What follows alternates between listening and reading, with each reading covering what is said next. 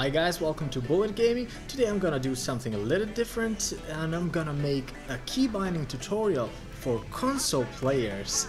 Well, this is something that a lot of people ask me and well, there it is.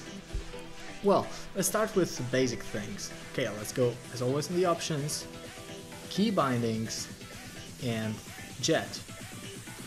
Well, I've done a little bit of modification, with a little bit, I mean a lot, to the basic key bindings. You have default key bindings because they're really bad, and I found a way to have everything under control, especially for dogfighting, and at the same time for the entire setup to be comfortable.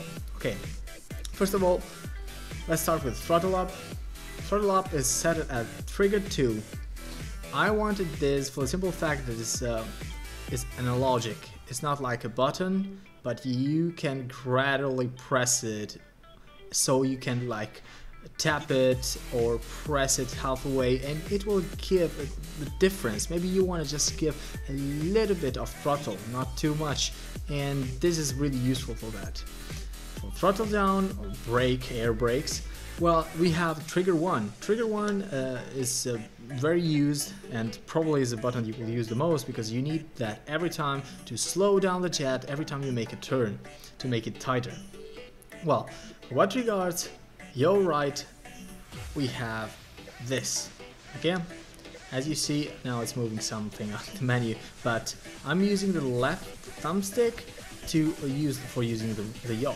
And for what regard pitch down, pitch up, I personally prefer it inverted. So if I pitch up, it goes down, and if I pitch down, the jet goes up. And the same way, I have roll right and roll left set at the same thumbstick. Going down again, here I use the same system as in the keyboard key bindings. I bind it both afterburner and throttle up to the right trigger, so trigger number 2. So I can have that throttle up and afterburner at the same time without having to have a different button, which doesn't make any sense since they both do the same thing at the end of the day. Well, let's go down. We have toggle chase camera. This is very useful, and I have to set to the pressing of the right thumbstick. So every time I press it, I switch to the chase camera, and from first to third person. It's really useful because maybe sometimes you're maneuvering and you don't have time to move your finger, because if you move it, you will not be any more turning. So you press it, and that's it. Well, for what regards fire, okay, obviously having the right thumb and the left thumb, use it for controlling the jet, and the two fingers that are literally use it for accelerating and braking. Well, you have just these two options. I prefer to put it on this one, which is the button number 6 in my particular case, but is a right button. I really like this positioning because it's obviously in a position where I can press it very easily. At the same time, I don't have to move my fingers. For what regards reload, okay, reload, it's a bit different. Unfortunately, reload, I had to place it on X, so you have to move your finger a little bit, but you're gonna reload only when you're attacking ground targets with hydro rockets or stuff like that, so it's not that big of a deal. Then we have a switch weapon. Okay, switch weapon, I set it to pad up.